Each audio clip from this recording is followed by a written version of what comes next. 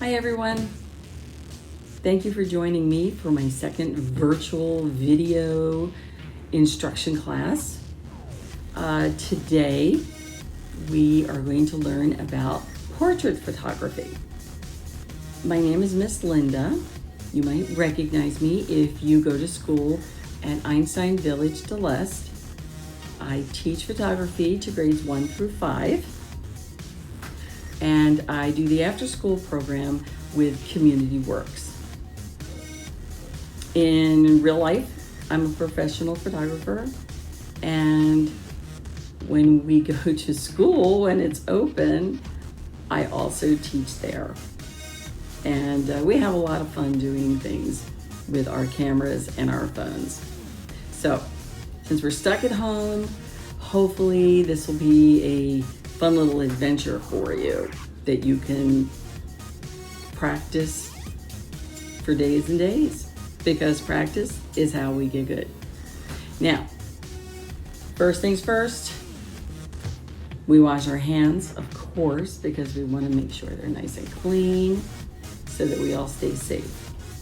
Second is I use, for the purpose of our class, camera phones, because most everybody has them. If you have a different camera you want to use, feel free. All the same rules apply.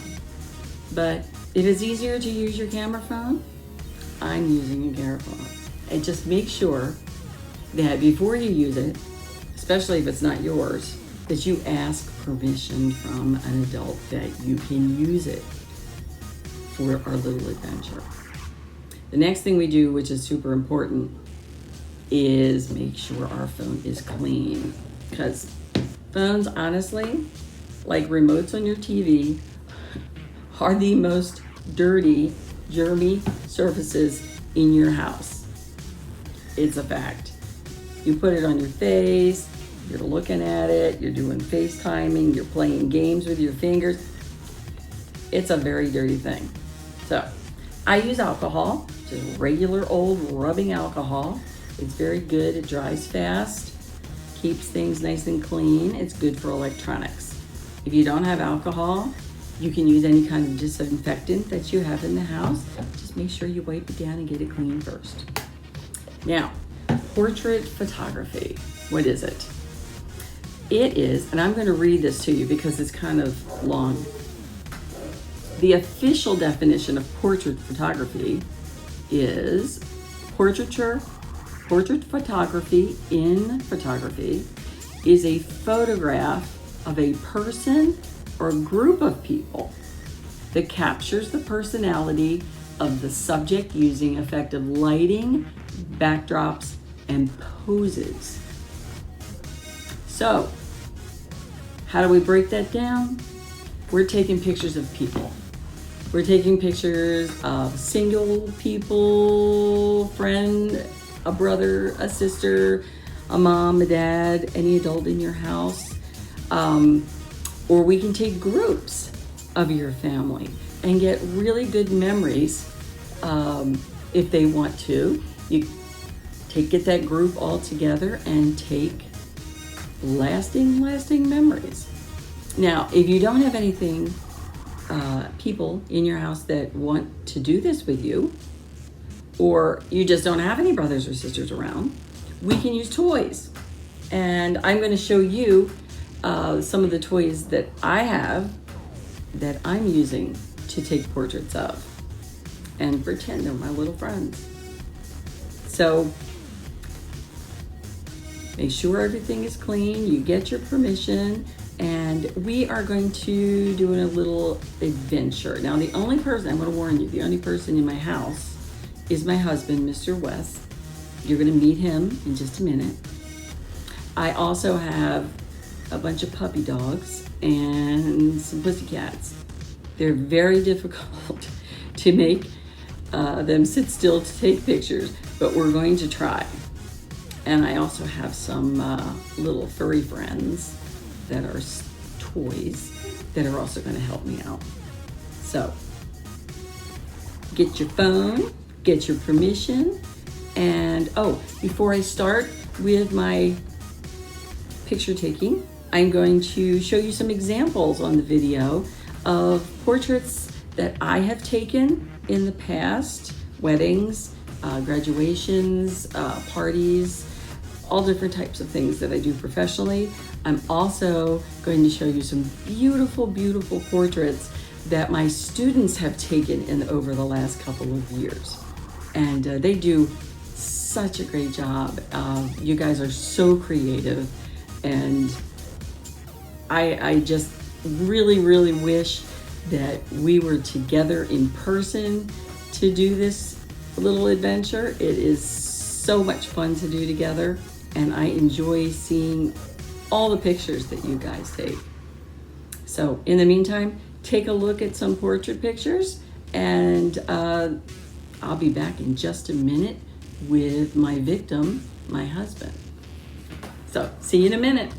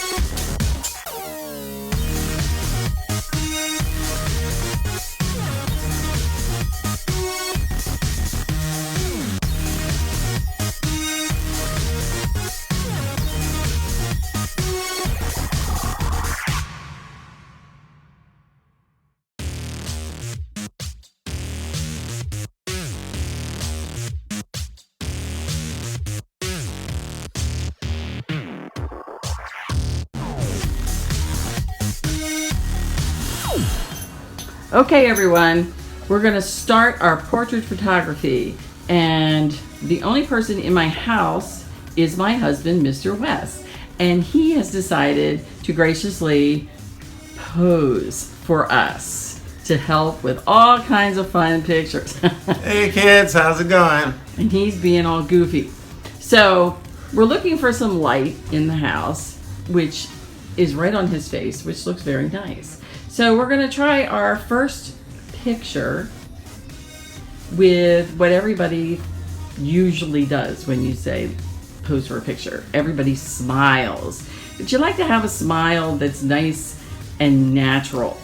So you got to try and make them laugh a little bit. Like instead of saying, say cheese, we're going to say pineapples. Pineapple. Smile.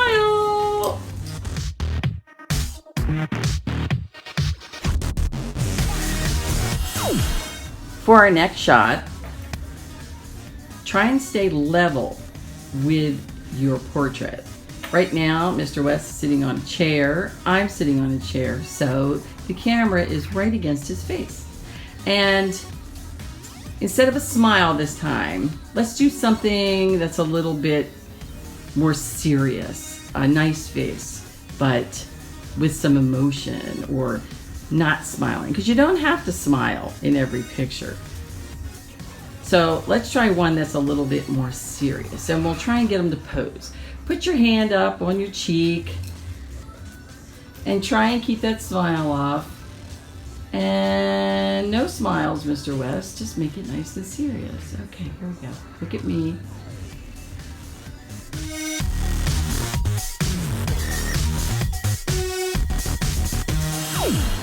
Now to make it a little bit more fun, we can add props like hats, which Mr. West has lots of hats. So he's gonna look all cool with his fedora. Okay, let's look cool in the camera, Mr. West. Good job.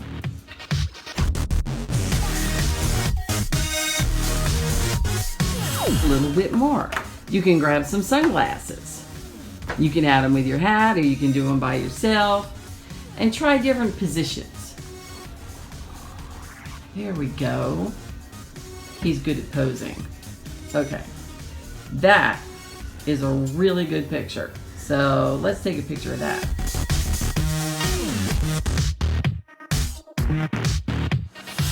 Our next picture for portraits is group portraits. Now, my household is only filled with Mr. West and lots of dogs. So my family is sitting on the couch, part of it. So maybe you'd like to get your sister, your brother, your mom, your dad, any adults in your house, or people that you just want to take pictures of, or you can get your pets. They make great group photos. Or you can even use some of your toys. So the hardest part with a group picture is to get everybody to stay still and pose for you. So I'm going to take a landscape shot, which is, I'm going to turn the camera around and try and take a shot.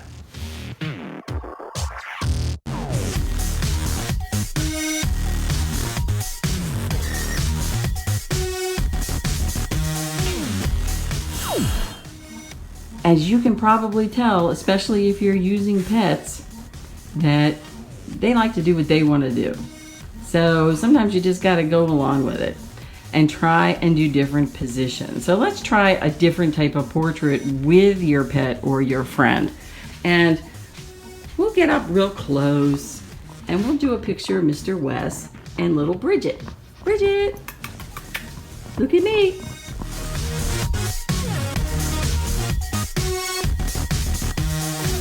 Sometimes your little doggies don't want to cooperate at all. Now the important thing is that everybody's in a sitting position on a couch. So I'm in a sitting position on a chair in front of them, or crouched down on the floor. You want to get in position right on their level. So there's little Mr. Dexter, and I'm going to take a portrait of him sleeping, hiding in that little corner.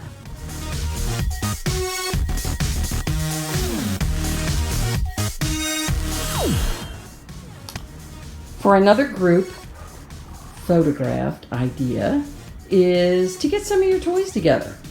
Not everybody has someone in their family that wants to participate, and it's really good practice. So I got a bunch of my friends together here, my buddy bears and a frog and a bunny, and we're going to pretend that they're regular people. Now notice I have the wide side of the camera, the horizontal position left to right, so I can get them all together. Now that's a good group shot.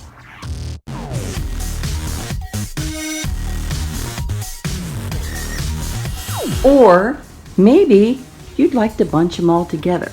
You can move them all around and smoosh them and put them in any kind of position you want. Like, here's Mr. Bunny just laying here, and Mr. Froggy sitting on top of the couch, and we'll get the bears all grouped together. How about that? So here's another kind of picture we can take. Group picture.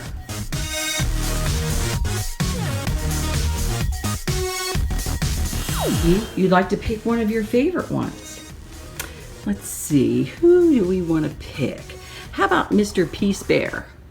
Okay, I'm going to take him off to the side all by himself, and I'm going to stick him right here against the wall, and I'm going to pretend he's my subject. Now I'm going to get down on his level, right? Look, his little eyeballs are looking right at me. So this is a good one. We're going to have his head in, his feet in, his arms in.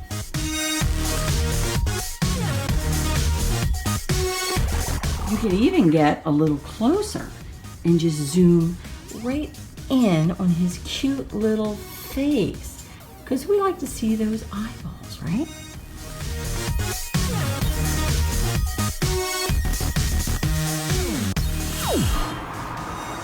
Okay, we have finished our group pictures and our single pictures inside the house. Now I'm taking you out to my front yard. And Mr. West is going to be right behind me. Quite honestly, outdoor portraits are probably your most popular way to do a portrait. There's so many beautiful things outside, including the wind, that you can use as a background for your pictures. Now, it's important that with a portrait picture, that the first thing you see is the person. That is the focus of the picture. But when you have a nice background, like a tree or flowers or a car or grass, I mean, outside is endless. That's kind of like your icing on the cake. And you get some beautiful light from the sky, and people just seem to like that a lot more than trying to worry about darkness in a house. So take a look, see what you think, see if you like it better. Okay, we're out in my front yard right now where the light is much different. It's cloudy out, so that's actually a good time to take a picture. And I wanted to look for a nice background. So look at this beautiful night jasmine. Let me show you my plant. Aren't they pretty? And they smell so good. So you might want to put one of your family members or friends and stand them in front of a pretty background. Oh, here's Mr. West.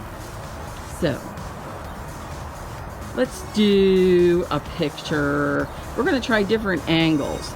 So we're going to tell him what to do. He's just looking all cool there. So let's take a picture just like that.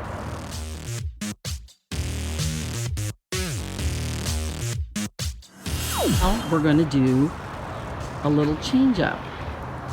We're going to have Mr. West look away from the camera. Have your friends look away. Get a side view. That's very nice right there.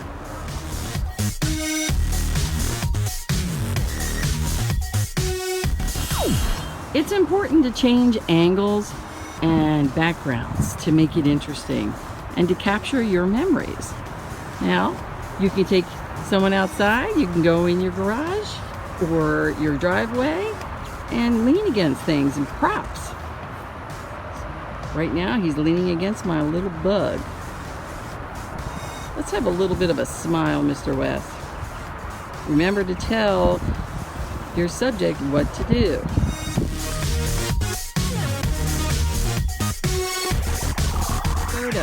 I don't chop off his hand. You could do a picture close up, and that would be all right, like this. Mr. West, why don't you look at me?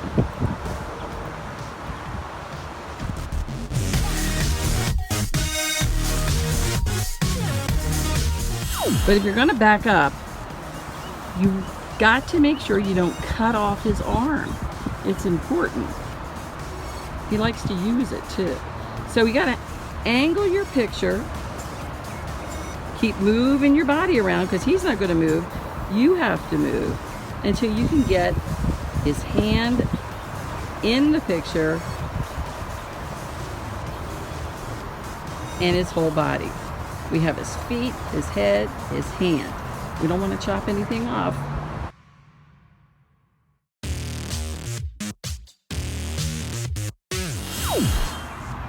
I'm outside in my front yard, and one of our little stray pussycats has come to visit me. So I'm going to see if I can get some pictures of him. We named him Bob. We don't know where he came from, but he doesn't have a tail. So, Bob. Bobdale? Okay, let me see if I can get some pictures of him and I'll show you.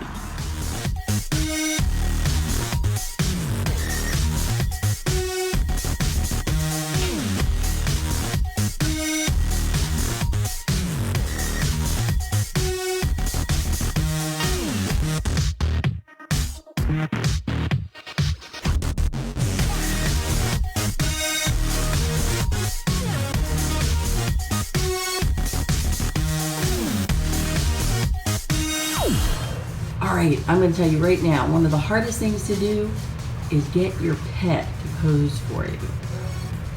As you can, especially cats, they like to go where they go. So it keeps you very busy.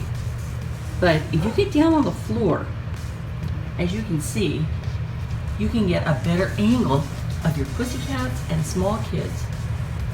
Tigger, tigger, tigger, let me take your picture.